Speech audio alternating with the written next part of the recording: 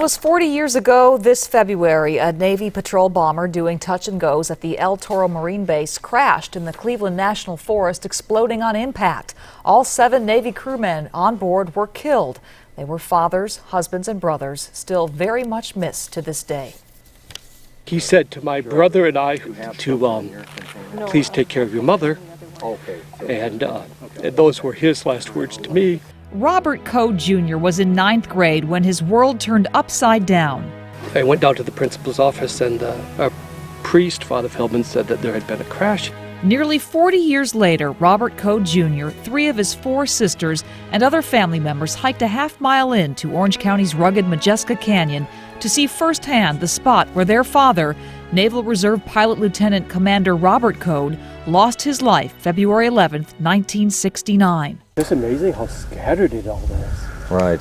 Big airplane traveling at a fairly high rate of speed. It was a routine training mission, the Reserve Navy Squadron based temporarily at Los Alamitos, doing nighttime touch and goes at the El Toro Marine Base. Our understanding always was that they were flying in terrible weather. They ended up coming up this canyon from which there was no exit or escape, and they crashed on the ridge right behind me here, and 7 men died. Wreckage from the plane is still scattered over 3 steep ridges, part of a wing here, 2 propellers still mostly intact, pieces of the fuselage and communication equipment. The light gray indicates exterior. This color indicates interior, chromate green. Pat Maka led this grim expedition. A retired high school teacher, he's dedicated much of his life to finding lost aircraft wrecks. And if the next of kin is so inclined, he'll lead them to the site. We look at this wreckage and touch it, we're touching the past. Given the nature of the impact, there's no question but what it was instantaneous. Instantaneous. Yeah. The Navy removed the bodies and unexploded bombs back in 1969, but much of the wreckage remained on this mountainside, largely forgotten, until last October's wildfires roared through, burning away decades of growth and brush.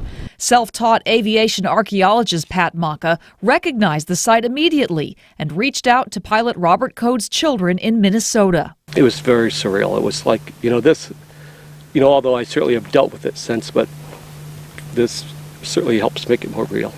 Their journey, in part to pay tribute, in part to gain some much longed for closure. He's very warm and loving, and I remember climbing on his lap when he'd get home from work and sitting with him while he read the paper, and how much he loved our mother. A tight-knit family to this day, now with a tangible memory of their father's final moments. This one Serial has numbers.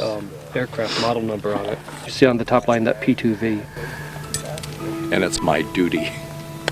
I am not a serviceman, so in this way I can give some small return for their sacrifice. I kind of wish that my mom was still alive, that, I don't think she would have come here, but I think it would be nice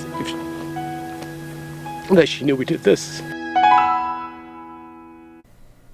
To learn more about aircraft wrecks and the ongoing search for a missing female World War II pilot who disappeared near what is now LAX, you can log on to our website, abc7.com, and click on the See It on TV link. Right. Up next here on Eyewitness News, we'll show you where several years of construction on a busy interchange is coming to an end.